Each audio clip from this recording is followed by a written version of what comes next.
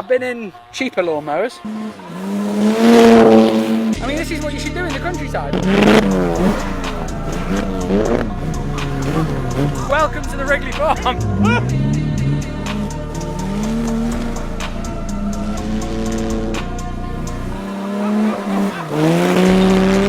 Oh mate, that's how you drive an E-Type.